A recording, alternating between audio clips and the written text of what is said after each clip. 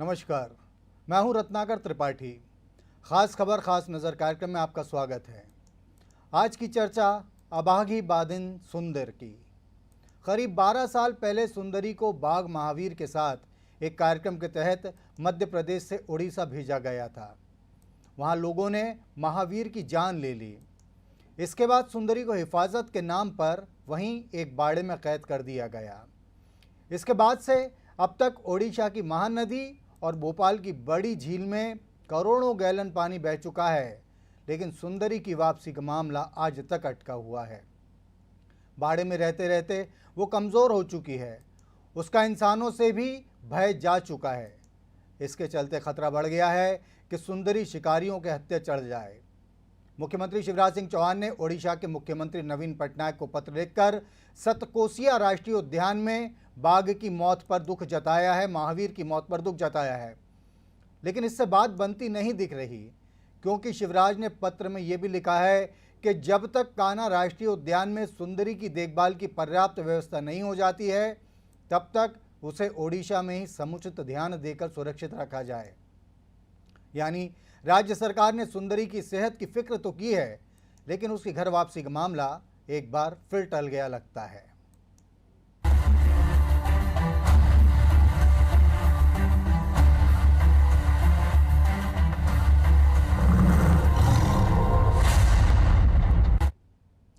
महावीर की मौत के बाद सुंदरी की जान को ओडिशा में बहुत बड़ा खतरा था, जिसके चलते उसे बाड़े में रख दिया गया।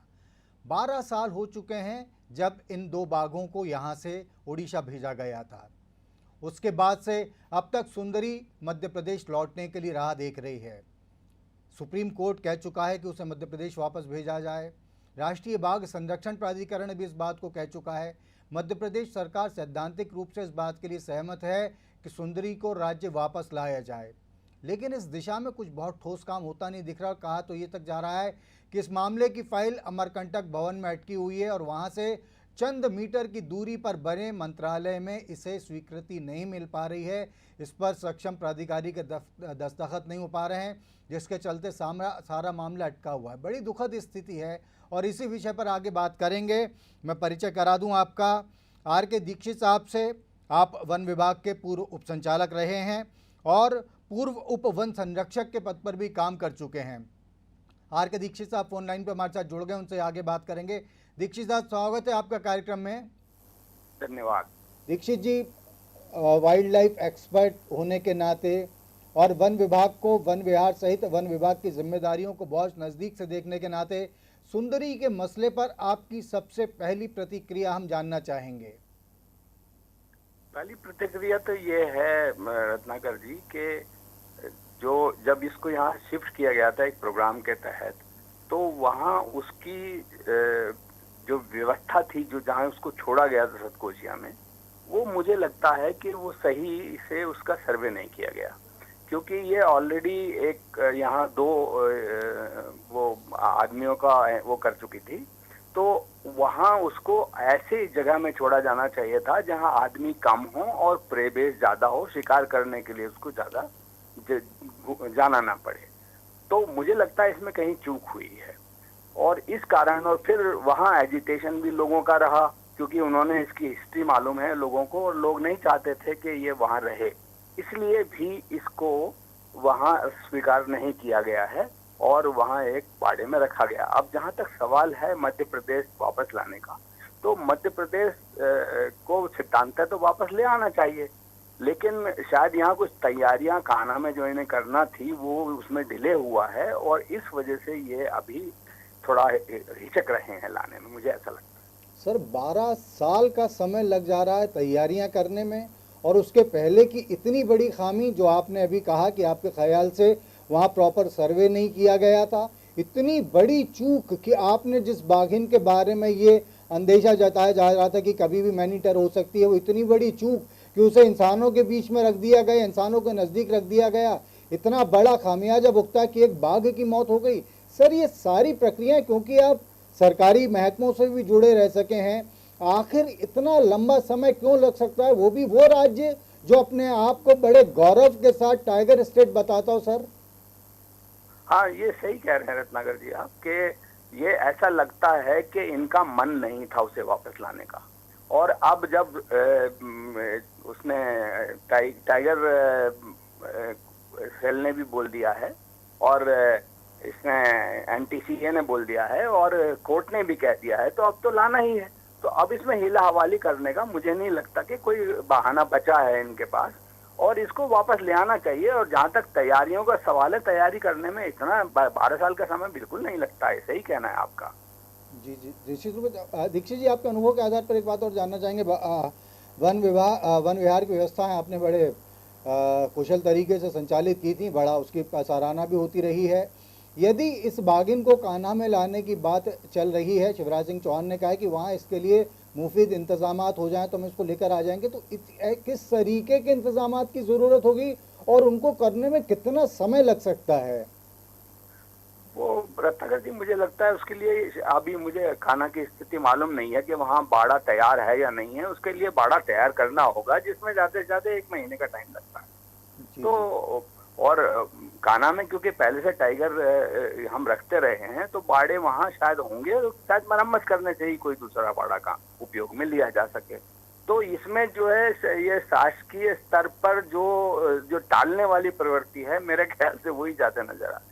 जी जी, निश्चित रूप से। लेकिन दीक्षित जी, आप एक वाइल्ड लाइफ एक्सपर्ट के तौर पे इस बात से आप भी सहमत होंगे, 12 साल एक बाड़े के अंदर उस बाघिन के लिए कहा जा रहा है कि वो अपना मूल स्वभाव खो चुकी है, इंसानों के बीच जाने से भी उससे कोई गुरेज नहीं रहा, और इसके चलते ये खतरा ज़्यादा बढ़ गया है कि उसका शिकार भी हो जाएगा। तो मध्य प्रदेश अब अगर हम ले भी आएंगे तो एक सुंदरी को ले आएंगे, लेकिन एक सच्ची बाघिन से मध्य प्रदेश तो लगता है कि पहले ही हाथ खो चुका है। आपका क्या कहना है इस बारे में? हाँ, बिल्कुल सही कहना है। जो एक वाइल्ड टाइग्रेस जो थी वो तो अब नहीं बची। वो तो उसको कहीं या तो जो एनक्लोजर्स में ही रख के उसकी जिंदगी गुजारना पड़ेगी, मुझे ऐसा लग रहा है।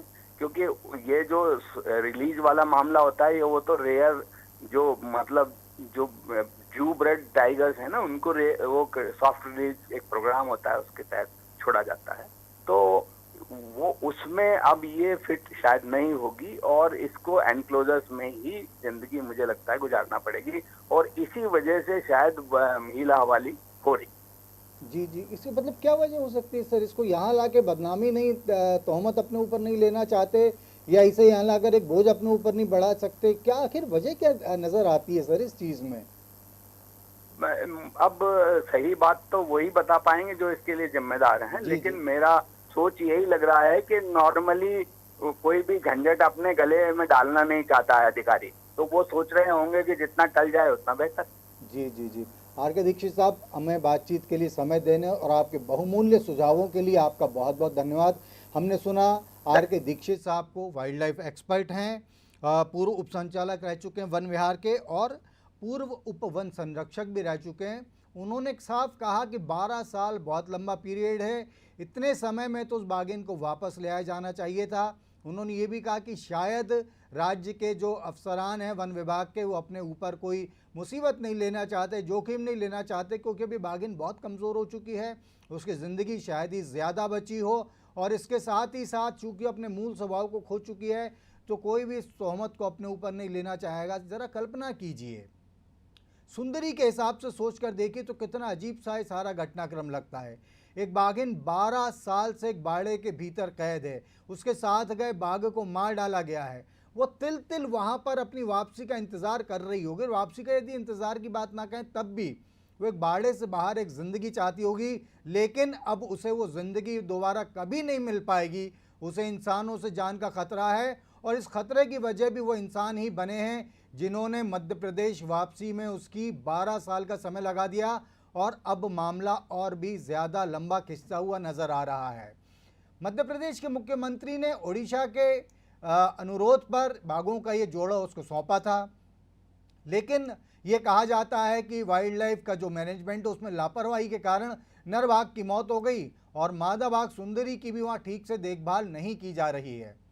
ऐसे में मुख्यमंत्री शिवराज सिंह चौहान ने नवीन पटनायक को लिखा है कि जब तक कान्हा राष्ट्रीय उद्यान जो मध्य प्रदेश में है उसमें सुंदरी की देखभाल की पर्याप्त व्यवस्था नहीं हो जाती है, तब तक उसे ओडिशा में ही समुचित ध्यान देकर सुरक्षित रखा जाए।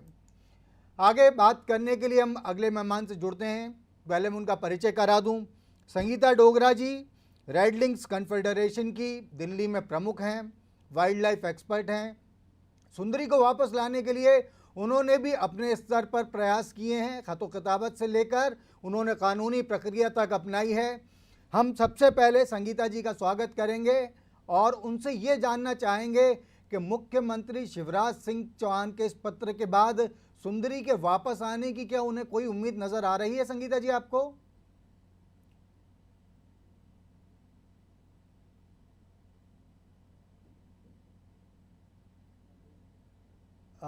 संगीता जी हम माफ़ी चाहेंगे, किसी वजह से आपकी आवाज़ अभी हम तक नहीं पहुंच रही है। हाँ जी, अब आ रही है? हाँ मैं जी जी आप जी सुन सकते हैं? जी जी बोलिए बोलिए। ये जो शिवराज जी का लेटर है, उसमें उन्होंने वन विभाग ने लिखा है कि जो टाइग्रेस सुंदरी है वो अपना मूल व्यक्तित्व खो चुकी है। यहाँ पे पहले मैं एक सुधार करना चाहूंगी कि 12 साल नहीं हुए हैं, 2017 में टाइगर रीलोकेशन का प्रोग्राम शुरू हुआ था और 2018 में जो है इस टाइगर्स को मध्य प्रदेश से उड़ीसा भेजा गया था, क्योंकि उड़ीसा के सतकोशिया में कोई टाइगर नहीं था। जी जी। तो अब ये जो चिट्ठी आज लिखी गई है, इस चिट्ठी में मुझे ऐसा लगता है शिवराज जी को इस डिपार्टमेंट ने गलत रिपोर्ट दी है। गलत रिपोर्ट ये दी गई है, वो कह रहे हैं जी ये टाइगर्स मानव जीवन के लिए हानिकारक है, और दूसरी तरफ उन्होंने उसी चिट्ठी में लिखा है कि वो इंसानों के साथ बहुत ज्यादा घुली मिली हुई है। तो अपनी ही बातों पे एक बार कुछ बोल रहे हैं, फिर वो उस बात से मुकर जा रहे हैं। अगर वो फ्रेंडली है तो लोगों पे अटैक कैसे करेगी? और दूसरी बात कि ये जो टाइग्रेस है इसको जो है शहर में जो सुअर होते हैं वो उसके बाड़े में छोड़े जाते हैं, जिनका वो शिकार करती है। तो शिकार करना वो भूली नहीं है, लेकिन जो शहर के सुअर जो हैं, जो पिग्स होते हैं, वो उसको खाने को दिए जा रहे हैं। वो पिग्स शहर में प्लास्टिक खाते हैं, जो गंदगी होती है शहर की वो खाते हैं, और जो जंगल के जानवर होते हैं वो ये सब चीजें नहीं खाते हैं। तो वो जो शहर के जो सुअर को उसको शिकार करने के लिए दिए जा रहे हैं, उसके बाड़े में छोड़े जा रहे हैं, वो शिकार कर भी रही है, खा भी रही है, लेकिन उसकी सेहत खराब हो गई है। बहुत पहले उसका वजन बढ़ चुका था, अब उसका वजन बिल्कुल घटता जा रहा है। मैं खुद उड़ीसा गई थी, वहां बाड़े में कुरकुरे फेंके जा रहे हैं, पैकेट फेंके जा रहे हैं नमकीन के, और ये वाली रिपोर्ट जो है ये सामने नहीं ला रहा है वन विभाग। उनको कोई लेना देना नहीं है, वो नहीं चाहते सुंदरी वापस आए। और मेन चीज जो शिवराज जी के ऑफिस में नहीं बताई गई कि इस प्रोग्राम को मध्य प्रदेश ने इतनी बुरी तरह से हैंडल किया कि टाइगर रिलोकेशन प्रोग्राम कैंसिल हो चुका है, तो सस्पेंड हुआ है बेसिकली। अब कान्हा टाइगर रिजर्व में इतनी खराब हालत है कि एक टाइगर दूसरे टाइगर को खाने लगा है। जो मादा टाइग्रेस हैं उनको इनको रीलोकेट करने के लिए प्रयत्न करने चाहिए थे। अगर प्रोग्राम सस्पेंड हुआ था, एक माफीनामा लिखते केंद्र सरकार को और कहते टाइगर रिलोकेशन प्रोग्राम शुरू कीजिए। अगर कुछ 2 महीने की पुरानी हम खबरें देखेंगे तो ये आपस में इतनी ज्यादा लड़ाइयां कर रहे हैं। Divisional forest officer, PCCF, chief wild life warden लड़े जा रहे हैं, इनको काम से कोई लेना देना नहीं है। लोग मर रहे हैं, कह रहे हैं कि ये नरभक्षी हो गया है, वो जानवरों इंसानों पे अटैक करने लगा है। इनका काम की तरफ बिल्कुल ध्यान नहीं है। झूठ बोलने पे इनको महारत हासिल हो चुकी है। और टाइग्रेस जो है मध्य प्रदेश तो बिल्कुल लानी नहीं चाहिए। मैंने भी चिट्ठी लिखी है प्रकाश जावड़ेकर जी को, और शिवराज जी के ऑफिस में एक चिट्ठी लिखी है कि इस टाइग्रेस को किसी और स्टेट में भेजा जाए। उड़ीसा और मध्य प्रदेश इसको रखने में कोई इंटरेस्टेड नहीं है। जी जी। तो झूठ पे झूठ, गलत रिपोर्ट, फर्जी कागज बनाना, फर्जी रिपोर्ट बनाना, यही इनका काम है। जी जी संगीता जी, लेकिन इनको आप एक मुर्गी दे दीजिए, या उसको नहीं संभाल सकते, टाइगर तो बहुत दूर की बात है। जी जी, निश्चित रूप से आपकी बातचीत में, क्योंकि आपने इस दिशा में बहुत इनिशिएटिव किए हैं और आपने खुद ओडिशा जाकर सुंदरी की स्थिति देखी है, आपकी बात में छिपे दर्द को निश्चित रूप से महसूस किया जा सकता है। संगीता जी, यहाँ एक सवाल हम आपसे ये और जानना चाहेंगे कि अभी थोड़ी देर पहले हमारी वाइल्ड लाइफ एक्सपर्ट एक और हैं, आर के दीक्षित साहब, उनसे बात हुई और उनका ये कहना था कि उनके ख्याल से सुंदरी को उड़ीसा भेजने से पहले वहाँ पर कोई फील्ड सर्वे नहीं किया गया, वहाँ के इंतज़ामात की कोई जानकारी नहीं ली गई। क्योंकि आप इस फील्ड में लंबे समय से काम कर रही हैं, आपका लंबा तजुर्बा है, आपका लंबा अनुभव है, तो क्या जो अधिकारी इस बात के लिए जिम्मेदार थे कि ओडिशा जाकर पहले वो ये देखते कि सुंदरी को रखने के लिए, रिलोकेशन के लिए वहाँ पर पर्याप्त सुविधाएं हैं कि नहीं, एहतियात का पालन किया जा रहा है कि नहीं, क्या वो अफसरान किसी तरीके से अब कानूनी दायरे में नहीं लाए जाने चाहिए इस मामले में? उनको कानूनी दायरे में जरूर लाना चाहिए, लेकिन उससे पहले जो ये कहा जा रहा है कि कोई वहां पे रिसर्च नहीं हुई थी। रिसर्च हुई थी, wild life institute of India जो है उन्होंने रिसर्च करी थी।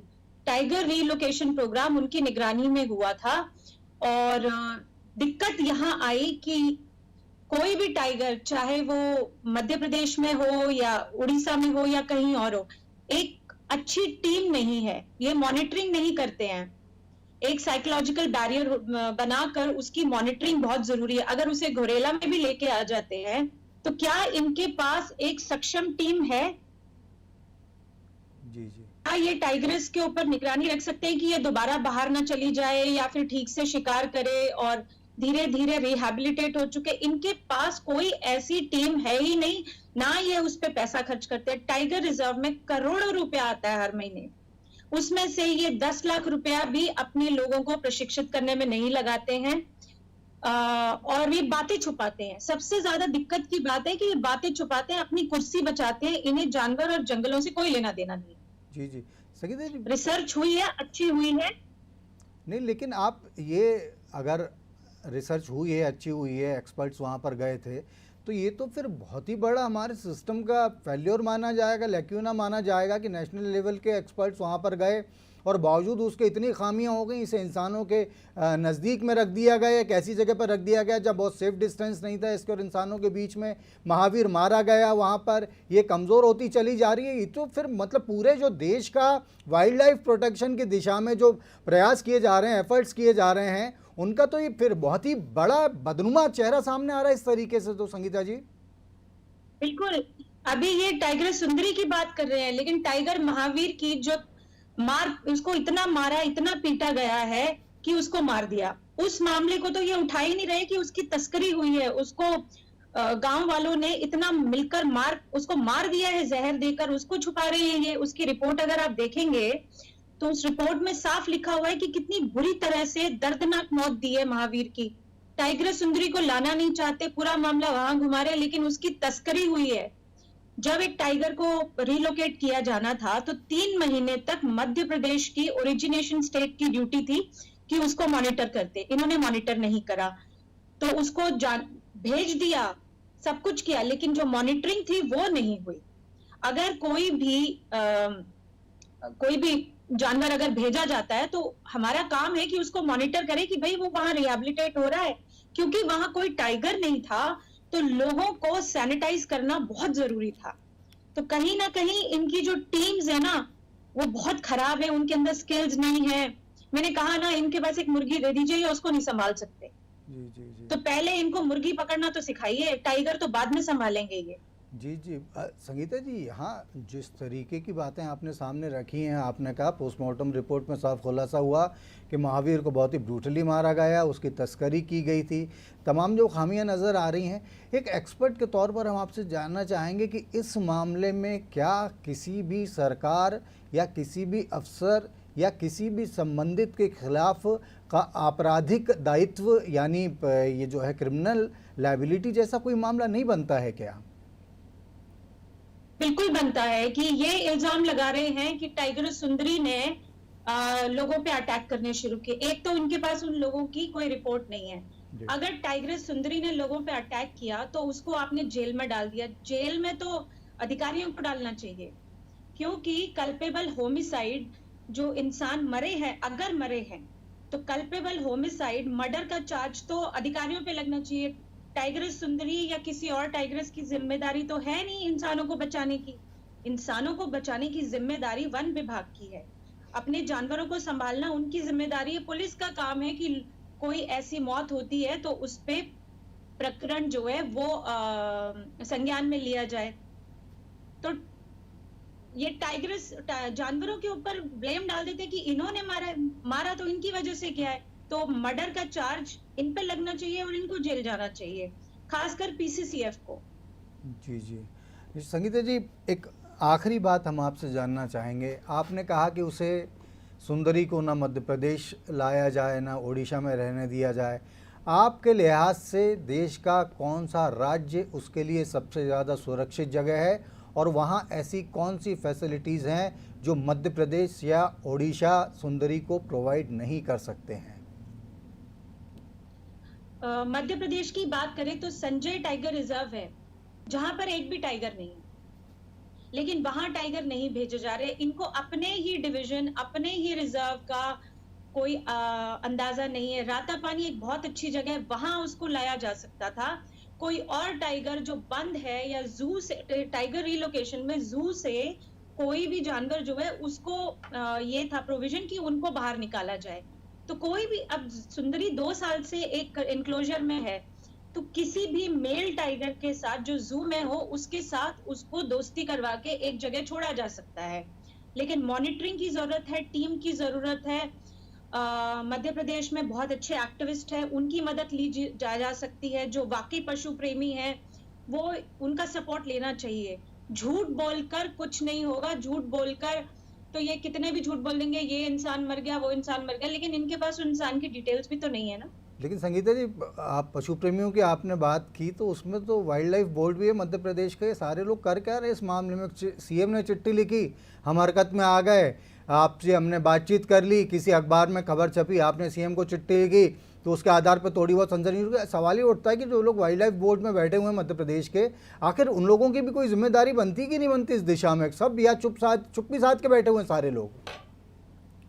अरे चुप्पी साध के बैठे हैं। स्पेशल टाइगर टास्क फोर्स है मध्य प्रदेश की, स्टेट वाइल्ड लाइफ बोर्ड है, national board of wild life है, और सबसे खराब बात ये है नेशनल टाइगर कंजर्वेशन अथॉरिटी के अनूप नायक जी और सुरेंद्र मेहरा जी 2 साल से लगातार चिट्ठियां लिख रहे हैं।